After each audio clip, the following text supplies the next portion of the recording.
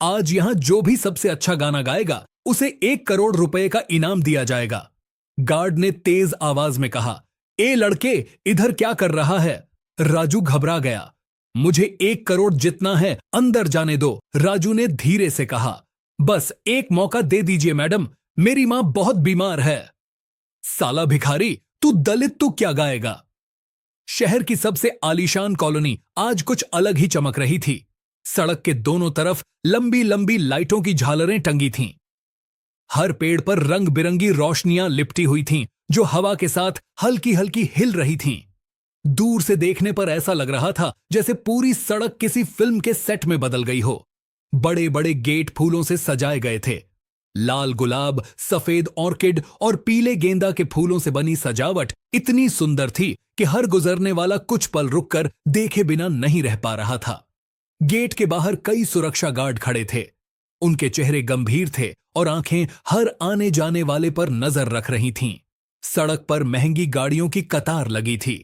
कभी चमकती काली BMW आकर रुकती, कभी सफेद मर्सिडीज धीरे धीरे गेट के अंदर जाती। कुछ गाड़ियों के साथ ड्राइवर थे, कुछ में खुद मालिक बैठे थे। आज यहां शहर के बड़े उद्योगपति हरिवंश राय बच्चन की बेटी सिया की सगाई थी। यह सिर्फ एक सगाई नहीं थी, यह शहर की सबसे चर्चित पार्टी बनने वाली थी। शहर के बड़े बड़े लोग यहां आने वाले थे। उद्योगपति, फिल्मी सितारे, बड़े डॉक्टर, नेता और मीडिया के लोग। अंदर लॉन में बहुत बड़ा स्टेज बनाया गया था। स्टेज पर लाल और सुनहरे रंग की भव्य सजावट थी। ऊपर से क्रिस्टल के बड़े बड़े झूमर लटक रहे थे, जो रोशनी पड़ते ही चमक उठते थे। स्टेज के सामने गोल टेबल लगी थीं। हर टेबल पर सफेद कपड़ा बिछा था और बीच में ताजे फूलों का गुलदस्ता रखा था। हल्की हल्की संगीत की धुनें स्पीकर से निकल रही थीं। लेकिन असली कार्यक्रम अभी शुरू नहीं हुआ था। सबको इंतजार था उस मशहूर सिंगर का, जिसे खास तौर पर मुंबई से बुलाया गया था। सिया को संगीत से बहुत प्यार था। उसने अपने पिता से कहा था, पापा, मेरी सगाई में लाइव म्यूजिक जरूर होना चाहिए, ऐसा कि लोग सालों तक याद रखें। हरिवंश राय बच्चन अपनी बेटी से बहुत प्यार करते थे। उन्होंने मुस्कुराकर कहा था, तुम बस खुश रहो, बाकी सब मैं संभाल लूंगा। इसीलिए आज की शाम इतनी भव्य बनाई गई थी।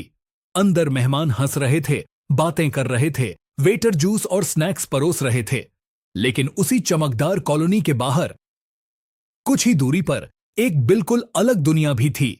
गेट से थोड़ी दूर सड़क के किनारे कूड़े का एक बड़ा ढेर पड़ा था। उसी ढेर के पास एक दुबला पतला लड़का बोरा लेकर कूड़ा बीन रहा था। उसका नाम था राजू। राजू की उम्र मुश्किल से 15 साल होगी। उसके कपड़े पुराने और फटे हुए थे। पैरों में चप्पल भी ठीक से नहीं थी। चेहरे पर धूप और धूल की कालिमा थी, लेकिन उसकी आंखों में एक अजीब सी चमक थी। वह धीरे धीरे कूड़े में से प्लास्टिक की बोतलें, लोहे के टुकड़े और खाली डिब्बे ढूंढकर अपने बोरे में डाल रहा था। यह उसका रोज का काम था। सुबह से शाम तक वह शहर की गलियों में घूमता और कूड़ा बीनकर कबाड़ी को बेचता। उससे जो पैसे मिलते, उसी से उसका घर चलता। घर जो असल में एक छोटी सी झोपड़ी थी। उस झोपड़ी में उसकी मां रहती थी। राजू की मां कई महीनों से बीमार थी। कभी तेज बुखार आता, कभी खांसी रुकती ही नहीं थी। कमजोरी इतनी बढ़ गई थी कि अब वह ठीक से उठ भी नहीं पाती थी। राजू कई बार उसे सरकारी अस्पताल ले गया था। वहां डॉक्टर दवा तो देते थे, लेकिन हर बार कहते, इसे किसी अच्छे अस्पताल में दिखाओ, ठीक से जांच करनी पड़ेगी। लेकिन अच्छे अस्पताल का मतलब था बहुत पैसे, और पैसे राजू के पास कहां थे। कई बार रात को वह अपनी मां के पास बैठकर सोचता, काश मैं जल्दी बड़ा हो जाऊं, बहुत पैसे कमाऊं और मां का इलाज करवा सकूं। उसकी मां हमेशा उसे समझाती, बेटा चिंता मत किया कर, भगवान सब ठीक करेगा। लेकिन राजू जानता था कि सिर्फ भगवान से काम नहीं चलेगा, उसे मेहनत करनी होगी। आज भी वह वही कर रहा था। कूड़े के ढेर के पास झुका हुआ बोरा भर रहा था। तभी अचानक अंदर से तेज संगीत की आवाज आई। ढोल की हल्की थाप और गिटार की धुन हवा में तैरते हुए बाहर तक आ गई। राजू अनजाने में रुक गया। उसने सिर उठाकर उस बड़े गेट की तरफ देखा। अंदर रोशनी थी, हंसी थी, संगीत था और बाहर अंधेरा। कुछ पल के लिए वह बस खड़ा रहा। उसे संगीत बहुत पसंद था। जब भी कहीं गाना बजता वह अनजाने में उसे गुनगुनाने लगता, लेकिन वह जानता था कि यह दुनिया उसकी नहीं है। तभी गेट के पास खड़े एक गार्ड की नजर उस पर पड़ी। गार्ड ने तेज आवाज में कहा, ए लड़के, इधर क्या कर रहा है? राजू घबरा गया। कुछ नहीं साहब, बस कूड़ा बीन रहा था। गार्ड ने हाथ से इशारा किया। चल हट यहां से, गंदगी मत फैलाना। राजू चुपचाप थोड़ा दूर हट गया, लेकिन उसके कान अब भी अंदर की तरफ लगे थे। संगीत की आवाज उसे खींच रही थी। उसे नहीं पता था कि कुछ ही देर में उसकी जिंदगी हमेशा के लिए बदलने वाली है। और इस चमकती रोशनी वाली कॉलोनी में आज एक ऐसा चमत्कार होने वाला था जिसे कोई भी नहीं भूल पाएगा। अंदर पार्टी पूरे शबाब पर थी। मेहमानों की बातचीत, हंसी और हल्का संगीत पूरे लॉन में गूंज रहा था। वेटर ट्रे में जूस और स्नैक्स लेकर इधर उधर घूम रहे थे। सिया अपने दोस्तों के साथ बैठी थी। उसके चेहरे पर खुशी साफ दिख रही थी। तभी अचानक मंच के पास हलचल शुरू हुई। कुछ लोग जल्दी जल्दी फोन पर बात कर रहे थे। साउंड सिस्टम के पास खड़े लोग एक दूसरे को चिंतित नजरों से देख रहे थे। कुछ ही मिनट में खबर फैल गई। जिस मशहूर सिंगर को आज गाने के लिए बुलाया गया था, उसकी फ्लाइट रद्द हो गई थी। वह अब इस कार्यक्रम में नहीं आ पाएगा। यह सुनते ही माहौल थोड़ा असहज हो गया। लोग धीरे धीरे आपस में बातें करने लगे। अरे यार, सिंगर नहीं आएगा तो मजा ही क्या रहेगा। इतनी बड़ी पार्टी है और लाइव म्यूजिक ही नहीं होगा। सिया ने भी यह बात सुनी। उसके चेहरे की मुस्कान थोड़ी फीकी पड़ गई।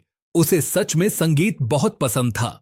तभी पार्टी की मैनेजर मीरा ने स्थिति संभालने का फैसला किया। मीरा बहुत समझदार और तेज दिमाग वाली महिला थी। उसने तुरंत माइक उठाया। देवियों और सज्जनों, उसने मुस्कुराते हुए कहा, हमें थोड़ी असुविधा के लिए खेद है। पूरा लॉन शांत हो गया।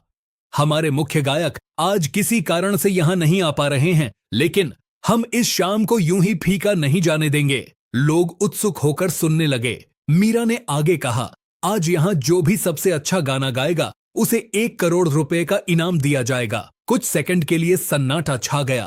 फिर अचानक लोगों में हलचल होने लगी। कुछ लोग हंसने लगे। यह तो मजेदार होगा, देखते हैं कौन हीरो बनता है आज। लेकिन यह घोषणा सिर्फ अंदर बैठे लोगों ने ही नहीं सुनी थी। गेट के बाहर खड़ा राजू भी यह सब सुन चुका था। उसके कानों में सिर्फ एक ही शब्द गूंज रहा था, 1 करोड़। उसने कभी इतना बड़ा नंबर भी ठीक से नहीं समझा था, लेकिन वह इतना जरूर जानता था कि इतने पैसों से उसकी मां का इलाज हो सकता है। उसका दिल तेजी से धड़कने लगा। उसने खुद से कहा, अगर मैं गा दूं और लोग पसंद कर लें तो शायद। उसके अंदर उम्मीद की एक छोटी सी लौ जल उठी। राजू कुछ देर तक वहीं खड़ा रहा। उसके मन में कई सवाल थे। क्या मुझे अंदर जाने देंगे? अगर सब हंसने लगे तो? अगर गार्ड ने भगा दिया तो? लेकिन फिर उसे अपनी मां याद आई। मां खाट पर लेटी हुई खांस रही थी। उसकी आवाज अब भी कानों में गूंज रही थी। बेटा, तू बहुत अच्छा गाता है। राजू ने गहरी सांस ली। उसने बोरा जमीन पर रखा और धीरे धीरे गेट की तरफ बढ़ने लगा। गार्ड ने उसे आते देखा। ए, कहां जा रहा है? राजू ने हिचकिचाते हुए कहा, मुझे गाना गाना है। गार्ड हंस पड़ा। तू गाना गाएगा? पास खड़े दूसरे गार्ड भी मुस्कुरा दिए।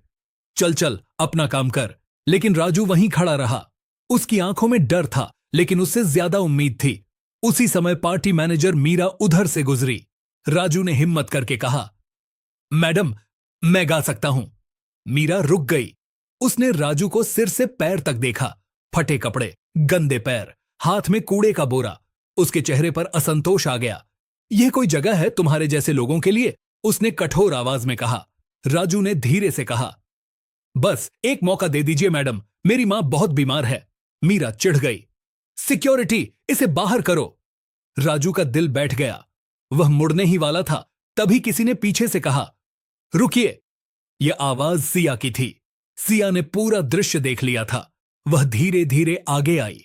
उसने राजू की तरफ देखा। राजू की आंखों में सच्चाई थी। सिया ने मीरा से कहा, अगर आपने सबको मौका देने की घोषणा की है तो इसे भी मौका मिलना चाहिए। मीरा थोड़ी असहज हो गई, लेकिन सिया की बात टालना आसान नहीं था। कुछ पल सोचने के बाद उसने कहा, ठीक है। फिर उसने राजू की तरफ देखा। अगर तुम्हारी आवाज खराब हुई तो तुरंत नीचे उतर जाना। राजू ने सिर हिलाया। उसका दिल इतनी तेजी से धड़क रहा था कि उसे खुद सुनाई दे रहा था। वह धीरे धीरे मंच की सीढ़ियां चढ़ने लगा।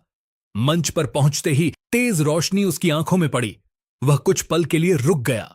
सामने सैकड़ों लोग बैठे थे। महंगे कपड़े, चमकते गहने, हाथों में जूस के गिलास। कुछ लोग उसे देखकर हंस रहे थे। किसी ने फुसफुसाकर कहा, लगता है आज मनोरंजन मुफ्त में मिलेगा। राजू का गला सूख गया। उसने माइक पकड़ा। उसके हाथ कांप रहे थे। फिर उसने धीरे धीरे अपनी आंखें बंद कर लीं। उसे अपनी मां का चेहरा याद आया। वह खाट पर लेटी हुई थी और मुस्कुरा कर कह रही थी, एक दिन लोग तुझे सुनेंगे। राजू ने गहरी सांस ली और गाना शुरू किया। राजू ने कोई फिल्मी गाना नहीं चुना। उसने वही गाया जो उसकी मां गाती थी, एक पुराना भजन। पहली ही लाइन में उसकी आवाज में ऐसा दर्द था कि लोग चुप हो गए। दूसरी लाइन में सुर इतने साफ थे कि पीछे खड़े वादक भी ध्यान से सुनने लगे। तीसरी लाइन तक पूरा लॉन खामोश हो गया। अब कोई हंस नहीं रहा था। सब सुन रहे थे। उसकी आवाज में गरीबी नहीं थी, उसमें उम्मीद थी, संघर्ष था, सच्चाई थी। सिया की आंखों में चमक आ गई। एक बूढ़े मेहमान की आंखें भर आईं। हरिवंश राय बच्चन अपनी कुर्सी से थोड़ा आगे झुक गए। राजू अब भूल चुका था कि वह कहां है। वह बस गा रहा था, पूरे दिल से। गाना खत्म हुआ। कुछ सेकंड तक पूरा लॉन बिल्कुल शांत रहा। फिर अचानक तालियों की गड़गड़ाहट गूंज उठी। लोग खड़े हो गए। Standing ovation. मीरा स्तब्ध रह गई। जिसे उसने अभी कुछ मिनट पहले भगाने की कोशिश की थी, वही आज शाम का सितारा बन गया था। हरिवंश राय बच्चन खुद मंच पर आए। उन्होंने राजू के कंधे पर हाथ रखा। बेटा, तुम्हारा नाम क्या है? राजू, उसने झुककर कहा। कहां सीखा गाना? राजू ने धीरे से कहा, कहीं नहीं साहब, मां गाती थीं, मैं सुन लेता था। कुछ पल के लिए हरिवंश राय बच्चन चुप रहे। फिर उन्होंने माइक उठाया। दोस्तों, आज इस बच्चे ने हमें याद दिलाया है कि प्रतिभा अमीरी गरीबी नहीं देखती। तालियां फिर गूंज उठीं। उन्होंने कहा, जैसा वादा किया गया था, इसे 1 करोड़ रुपए दिए जाएंगे। राजू की आंखों में आंसू आ गए। उसे विश्वास ही नहीं हो रहा था। अगले ही दिन राजू अपनी मां को शहर के सबसे अच्छे अस्पताल ले गया। जांच हुई, इलाज शुरू हुआ। अच्छे डॉक्टर, सही दवा, साफ कमरा। कुछ हफ्तों में उसकी मां की हालत सुधरने लगी। एक दिन डॉक्टर ने मुस्कुराकर कहा, अब खतरे की कोई बात नहीं है। राजू की आंखों से आंसू बह निकले। कुछ समय बाद हरिवंश राय बच्चन ने उसे फिर बुलाया। अगर तुम चाहो तो हम तुम्हें संगीत की ट्रेनिंग दिला सकते हैं। राजू ने अपनी मां की तरफ देखा। मां की आंखों में गर्व था। उस दिन से उसकी जिंदगी बदल गई। सालों बाद वही लड़का बड़े बड़े मंचों पर गाने लगा। लोग टिकट खरीदकर उसे सुनने आते, लेकिन उसने कभी अपनी शुरुआत नहीं भूली। हर साल वह उसी कॉलोनी के बाहर जाता जहां कभी वह कूड़ा बीनता था और वहां के गरीब बच्चों के लिए संगीत की कक्षाएं शुरू करता। वह हमेशा एक ही बात कहता, अगर मुझे एक मौका मिल सकता है तो तुम्हें क्यों नहीं। अगर आपको यह कहानी पसंद आई हो तो वीडियो को लाइक जरूर करें। ऐसी ही दिल को छू लेने वाली कहानियां सुनने के लिए चैनल को सब्सक्राइब कर लें। अपनी राय और भावना कमेंट में जरूर लिखें, हमें पढ़कर खुशी होगी। इस वीडियो को अपने दोस्तों और परिवार के साथ भी जरूर शेयर करें। फिर मिलेंगे एक नई और प्रेरणादायक कहानी के साथ।